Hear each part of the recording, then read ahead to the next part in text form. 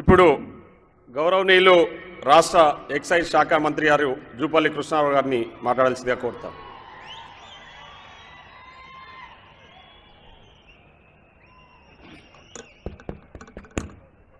ఈనాటి పాలమూరు ప్రజా దీవెన సభకు అధ్యక్షత వహించినటువంటి గౌరవ దేవరగద్ద శాసనసభ్యులు మసూర్ రెడ్డి గారు, మన ప్రియతమ నాయకులు గౌరవ ముఖ్యమంత్రి రేవంత్ రెడ్డి గారు, గౌరవ సహచర మంత్రివర్యులు దామోదర్ రాజనరసింహ గారు, సహచర మంత్రివర్యులు కోమటిరెడ్డి వెంకటరెడ్డి గారు, అట్లాగే వేదిక అయినటువంటి గౌరవ శాసనసభ్యులకు, అట్లాగే ఏఐసిసి కార్యదర్శులకు, వేం నరేంద్ర రెడ్డి గారికి, ఇతర పెద్దలందరికీ, రాజ్యసభ సభ్యుడు అనిల్ కుమార్ యాదవ్ గారికి, వేదిక మీద పెద్దలందరికీ, వేదిక ముందున్నటువంటి జిల్లా నలుమూల నుంచి విచ్చేసినటువంటి నాయకులకు, కార్యకర్తలందరికీ ఈ శుభ సందర్భంలో హృదయపూర్వక నమస్కారం తెలియజేసుకుంటా ఉన్నా. గౌరవ ముఖ్యమంత్రి రేవంత్ రెడ్డి గారు ఒకనాడు నల్లమల ముద్దుబిడ్డ, ఈనాడు పాలమూరు ముద్దుబిడ్డనే కాదు, తెలంగాణ రాష్ట్ర ముద్దుబిడ్డగా ఎదగడం జరిగింది. అది మంత్రాలు చదివితే రాలే. ఒకనాడు అంటే మనిషి తలుచుకుంటే సాధించలేనిది ఏమీ లేదనడానికి మన గౌరవ ముఖ్యమంత్రి రేవంత్ రెడ్డి గారే ఒక నిదర్శనం. ఇండిపెండెంట్ జడిపిటిసిగా గెలిచి ఆనాడు కల్వకుర్తి నియోజకవర్గం నుంచి ఇండిపెండెంట్ ఎమ్మెల్సీగా గెలిచి, కొడంగల్ శాసనసభ్యునిగా 2 పర్యాలు గెలిచి, ఒక పర్యాయం ఓడిన తర్వాత కూడా పట్టువదలని విక్రమార్కునిలాగా పార్లమెంటు సభ్యునిగా గెలిచి పిసిసి అధ్యక్షుడై ఈనాడు మన అందరి ముందుల గౌరవ ముఖ్యమంత్రి గారు ఇక్కడ ఆశీలు కావడం జరిగింది. అంటే పట్టుదల, ఒక తపన, ఒక పోరాటం, ఒక లక్ష్యం సాధించాలనుకుంటే ఒక పట్టుదల ఉంది కాబట్టి ఈనాడు ఇవన్నీ కూడా సాధించి రాష్ట్ర ముఖ్యమంత్రిగా నిలబడి 54 కోట్ల ప్రజల కష్టాలు నెరవేర్చాలి, బాధలు తీర్చాలి, వందలాది మంది బిడ్డల ప్రాణత్యాగాల తర్వాత తెచ్చుకున్నటువంటి తెలంగాణ రాష్ట్రం పచ్చగా ఉండాలి, ప్రజాస్వామ్యం పరిడవిల్లాలని ఒక తపనతో పనిచేస్తూ ఈనాడు కేవలం ఇంకా 3 మాసాలు కాలే, ఈ 3 మాసాల్లోనే స్పష్టంగా కొట్టొచ్చినట్టుగా పరిపాలనలో మార్పు కనబడతా ఉంది. 3 మాసాలు కాకముందుకే చెప్పిన ప్రతి మాట కూడా కట్టుబడుతూ ఈనాడు 6 గ్యారెంటీలు ఇప్పటికీ కొన్ని మొదలు పెట్టడం కూడా జరిగింది. మనందరం కళ్ళారా చూస్తూ ఉన్నాం. మరి ఈ రోజున రేవంత్ రెడ్డి గారు పాలమూరు జిల్లాకు సంబంధించి ఒకనాడు ఆకలి జిల్లా, వలస జిల్లా, ఆత్మహత్య జిల్లా, పూర్తి విశ్వాసం ఉంది ఈ రాష్ట్ర ప్రధానికని, పాలమూరు జిల్లా ప్రధానికి, రాష్ట్రంలో కాదు దేశంలోనే కూడా ఏ జిల్లా ఎదగని స్థాయికి అన్ని రంగాల్లో కూడా పాలమూరు జిల్లాకు ప్రత్యేక ప్రాధాన్యత. ఎందుకంటే కన్నబిడ్డ కాబట్టి 100% మన కష్టాలు తీరబోతూ ఉన్నాయి. ఇప్పటికే వంశీచంద్ర గారు చెప్పడం జరిగింది, 3 మాసాల లోపలనే ఇలా అత్యంత వెనుకబడ్డ ప్రాంతం పాలమూరు జిల్లాలో కూడా అత్యంత వెనుకబడ్డ ప్రాంతం కొడంగలు, నారాయణపేట, మక్తల్ నియోజకవర్గాలు. మరి ఇప్పటికే సాగునీటికి సంబంధించి, విద్యకు సంబంధించి మనం ఇప్పటికే శంకుస్థాపన చేసుకోవడం జరిగింది, మంజూరు ఇవ్వడం జరిగింది. అట్లాగే ఈ రోజున గొప్పగా చెప్పినటువంటి కేసీఆర్ ఎన్నో మాటలు చెప్పిండు, అంటే ఒక భ్రమలు కల్పించిండు. రాష్ట్ర ఖజానా నుంచి 1000 కోట్ల రూపాయలు ఖర్చు పెట్టి టీవీల ద్వారా, పత్రికల ద్వారా ప్రకటనలు ఇచ్చి ఉన్నది లేనట్టుగా కనికట్టు చూపించి గొప్పగా పరిపాలన చెప్పని చెప్పడం జరిగింది. ఈ రోజున బీఆర్ఎస్ పార్టీకైనా, కేసీఆర్కైనా, కేటీఆర్కైనా, హరీష్ గారు ఇంకొకరికైనా ఈ రాష్ట్ర ప్రజల ఓట్లు అడిగే నైతిక హక్కు కోల్పోయింది. ఎందుకు కోల్పోయిందంటే ధనిక రాష్ట్రం, ఈనాడు అప్పుల రాష్ట్రంగా మారింది, అప్పుల కుప్పగా మార్చడం జరిగింది.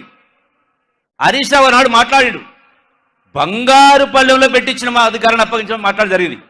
ఏమిచ్చింది బంగారు పళ్ళెంలో? 8 లక్షల కోట్ల రూపాయల అప్పు, 7 లక్షల కోట్ల రూపాయలు బడ్జెట్ పరంగా, విద్యుత్ సంస్థల పేరు మీద మరొక 80,000 కోట్ల అప్పు, లక్షల కోట్ల అప్పు చేసి ధనిక రాష్ట్రాన్ని అప్పుల కుప్ప మార్చి, అయినా కూడా 10 సంవత్సరాల కింద చెప్పినటువంటి దళితుల 3 ఎకరాల భూమి ఇవ్వలే, డబుల్ బెడ్రూమ్లు ఇవ్వలే, నిరుద్యోగ భృతి ఇవ్వలే, రైతులకు రుణమాఫీ చేయలే. ఆఖరికి పాలమూరు ప్రాజెక్టును మొదలుపెట్టి ఈనాడు 10 సంవత్సరాలైనా కూడా 20% మొదలు కాలే, పనులు కాలే. ఇప్పటికి దానికి కాలువకు మంజూరు లేదు. ఒక మోటార్ ఎత్తిపోసి జాతికి అంకితం చేసిన మాట్లాడినారు. ఆ ప్రాజెక్టు పూర్తి కావాలంటే 1,00,000 కోట్లు కావాలా. ఇప్పుడు ఖర్చు పెట్టింది కేవలం 25,000 కోట్లే. మరి అంతేకాకుండా అంటే ప్రాజెక్టు పరిస్థితి ఇది. ఉద్యోగాల కోసం మాట్లాడితే అదే పేద బిడ్డలు లక్షల అప్పులు చేసి ఆస్తులమ్మి, కన్న తల్లుల పుస్తలమ్మి ఉద్యోగాల కోసం ప్రకటనలు ఇస్తే పేపర్ లీక్ అయి అసమర్థత వల్ల వాళ్ళ జీవితాల్లో అంటే మన్నుపోయడం జరిగింది. అంతేకాకుండా ఈ రోజున కేసీఆర్ గారు ప్రజాస్వామ్యాన్ని వంచిండు, అవినీతి ఆకాశానికి ఎదిగింది, ప్రజాస్వామ్యం పాతాళానికి పోయింది. మేము కూడా ఆ ప్రభుత్వంలో మంత్రిగా పనిచేసినాం. ఏనాడు కూడా కనీస గౌరవం లేవు. ప్రగతి భవన్ పోతే ఆనాడు ప్రగతి భవన్ నిజంగా బానిస భవన్. నాకు ఒక 5 నిమిషాలు టైం ఎక్కువ కావాలి. అంటే దుర్మార్గమైన పరిపాలన, ఒక రాచరిక పరిపాలన, నియంత్రిత పరిపాలన. అసెంబ్లీ సాక్షిగా మనం స్పష్టంగా చెప్పడం జరిగింది. గౌరవ ముఖ్యమంత్రి గారి సమక్షంలో రాష్ట్ర పరిస్థితిని రాజీనామా చేస్తామని మాట్లాడినారు. నేను కాయిదాలు చూపించిన, చేయి రాజీనామా ఇప్పుడని హరీష్ రావును. అంటే మేకవన్న పులులాగా చెప్పేది ఒకటి, చేసింది ఒకటి. వందలాది మంది ప్రాణత్యాగం చేస్తే ఎవరి కోసం? అంటే వీళ్ళ కోసం, వీళ్ళు బాగుపడడానికి. ఎక్కడ కూడా విద్యా వ్యవస్థను భ్రష్టు పట్టించారు. ముఖ్యమంత్రి గారు వినాలి ఒక విషయం, నాకు అంటే జరిగిన సంఘటన చెప్తా ఉన్నా. అంటే ఎంత దుర్మార్గం అంటే మొట్టమొదటి కలెక్టర్ కాన్ఫరెన్స్లో నేను ఆనాడు పరిశ్రమ శాఖ మంత్రిగా ఉన్నా. అప్పుడే కేసీఆర్ గారు గురుకుల పాఠశాలలు కేజీటీపీ అని మాట్లాడింది. నా వంతు వచ్చినప్పుడు ఇండస్ట్రీ మినిస్టర్గా నేను కలెక్టర్కి అప్పీల్ చేస్తూ ఒక మాట చెప్పిన, ఏదైతే సిఎస్ఆర్ ఫండ్స్ ఉంటాయో కార్పొరేట్ సోషల్ రెస్పాన్సిబిలిటీ ఫండ్స్ 2% విద్య కోసం ఖర్చు పెట్టండి.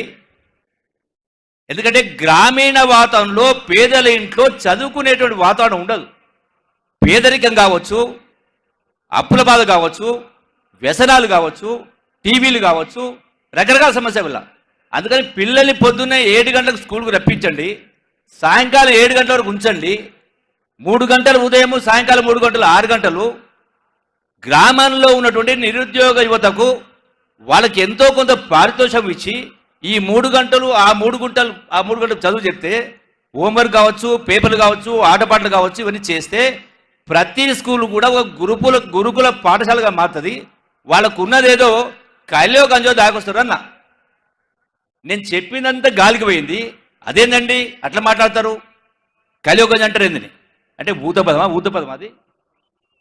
అంటే పేద నిజంగా తపన ఉంటే తెలంగాణ రాష్ట్రం కోసం విద్యార్థులు పోరాటాలు చేసిరు, ప్రాంతాలు చేసిరు, యూనివర్సిటీలు గాలికి వదిలేసారు, ఉద్యోగాలు గాలిపోయినాయి, చదువులు గాలికిపోయినాయి. ఏ ఒక్కటి కూడా చేయకుండా ఈ రోజున వాళ్ళకు ఓట్లు అడిగేటువంటి నైతిక అర్హత లేదు వాళ్ళకు. అట్లాగే ఈనాడు బీజేపీ పార్టీ గొప్పగా పరిపాలన చేసినామంటున్నారు. 10 సంవత్సరాల అధికారులు ఉన్నారు. పాలమూరు జిల్లాకు మించిన వెనుకబడి జిల్లా ఇంకోటి లేదు కదా. ఆనాడు కాంగ్రెస్ పార్టీ తెలంగాణ రాష్ట్రాన్ని పెద్ద మనసుతో ఇచ్చింది సోనియా గాంధీ గారు. కన్న తల్లుల కడుపుకొని తెలుసు కాబట్టి కన్న తల్లిగా పెద్ద మనసుతో తెలంగాణ రాష్ట్రం ఇచ్చింది ఆనాడు. మరి 10 సంవత్సరాల పరిపాలనకు వచ్చి అధికారం రాగానే కేవలం 3 మాసాల లోపల తెలంగాణలో ఉన్న ఖమ్మం జిల్లాలో 7 మండలాలను పార్లమెంటులో బిల్లు పాస్ చేసి ఆంధ్ర ప్రాంతానికి అప్పచెప్పిండ్రు. మరి కృష్ణా నది జలాలపైన మనకు హక్కున్న వాటాకు ఎందుకు పార్లమెంటులో మీకు హక్కు ఉంది, బాధ్యత ఉంది? జాతీయ నీటి వాటాల హక్కుల ప్రకారం చూసినా, అంతర్జాతీయ నీటి వాటాల హక్కుల ప్రకారం చూసినా ఎందుకు ఇవ్వలేదు? ఎందుకు తండ్లాట పెడతా ఉన్నారు, కొట్లాట పెడతా ఉన్నారు? హక్కు ఉంది, మీరు తప్పేం అడగట్లేదు. గౌరవ ముఖ్యమంత్రి ఆ శాసనసభలో స్పష్టంగా చెప్పడం జరిగింది. ఈనాడికి కూడా ఆ నీటిపైన హక్కు ఇవ్వకుండా మా హక్కును కాదరాసే కార్యక్రమం చేసిండ్రు. తెలంగాణ తెచ్చుకున్నదే సాగునీటి కోసం. నీళ్లు ఇవ్వలే, చట్టం చేయలే, మీనమేష లెక్కవిస్తూ రాష్ట్ర ప్రజల్ని, రైతాంగాన్ని ఇబ్బంది పెట్టే కార్యక్రమం చేస్తూ ఎట్లా మీకు ఈనాడు నీళ్లు అడిగేటువంటి హక్కునని నిలదీస్తా ఉన్నా. పాలమూరు రంగారెడ్డి ఎత్తిపోతల పథకానికి మీరు లక్షల కోట్ల అప్పులు చేసిండ్రు. ఇప్పటికి కూడా జాతీయ హోదా ఇవ్వలే.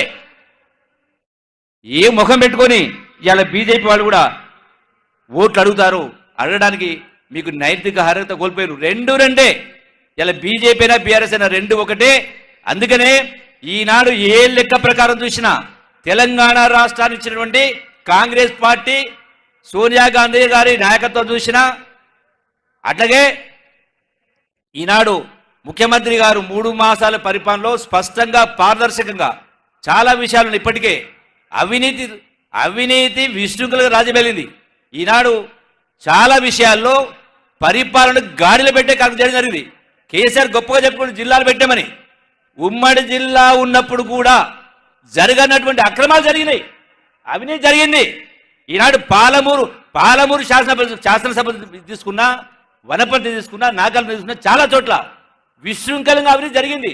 జిల్లాలు చేయడం గొప్ప కాదు, పరిపాలన సవ్యంగా లేని జరిగిన కాబట్టే ఈనాడు ఏ లెక్క ప్రకారం చూసినా కాంగ్రెస్ పార్టీకి ఓటేసి జిల్లాలో ఉన్నటువంటి 2 పార్లమెంటు సీట్లను కూడా ఇక్కడ వంశీ చంద్రెడ్డి గారిని, అట్లాగే నార్కన్లో ఎవరు అభ్యర్థైనా పెద్ద మెజార్టీతో గెలిపించి మన గౌరవ ముఖ్యమంత్రి గారి చేతుల్ని బలోపేతం చేయాల్సిన అవసరం ఉంది.